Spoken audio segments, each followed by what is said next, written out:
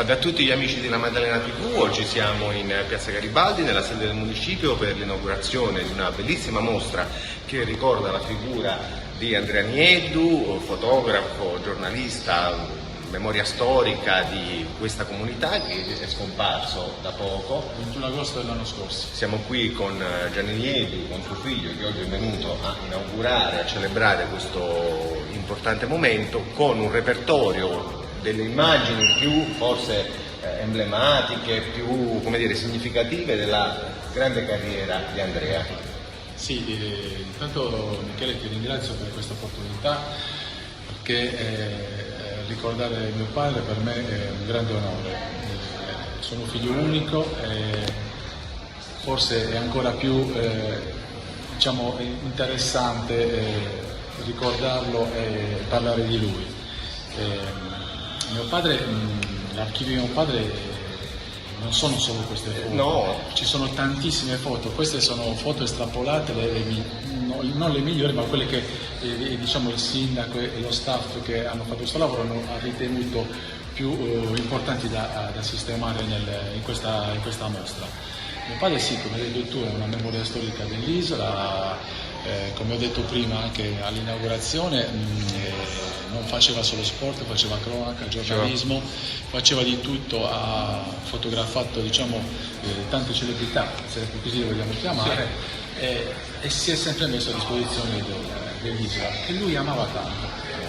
Molto. La mostra sarà a disposizione dei visitatori da oggi e per 3 giorni, dalla sera fino alle 11, fino al 23, con un grande contributo degli esercenti, dei commercianti che si sono resi disponibili a custodire le immagini e poi a tirarle di nuovo fuori durante appunto la sera. Probabilmente sarà anche replicata nelle settimane a venire per cambiare location, esatto, e spostarsi un po' più verso Piazza Comando. Una mostra che racconta la storia anche di un uomo che, ne parlavamo prima, in maniera un po' confidenziale, io ho anche un ricordo di gioventù legato a suo padre, no? È sempre stata percepita da tutti in maniera trasversale come una persona di grande altruismo, di grande altruismo, di grande bontà. Sì, è vero, mio padre, ma non perché mio padre, lo vedevano tutti quanti in giro, sempre con il sorriso stampato. Sì. Mai una cosa fuori luogo. Io sì, il nostro rapporto era padre e figlio, ma come ti dicevo prima, in confidenza eravamo amici.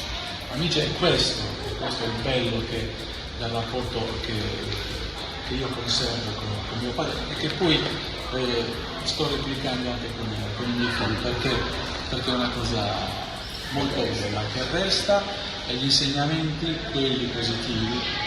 I negativi, della verità, non ne ho avuto, sarò fortunato, non ne ho avuto. Quelli positivi poi quando abbiamo dei figli dobbiamo replicare, perché poi si devono trasmettere. È un onore, dico la verità, è un onore aver inaugurato questa mostra in onore di mio padre, poi è un onore anche aver sentito le tue parole in confidenza, perché sono cose che toccano il cuore per la persona che piace. Assolutamente.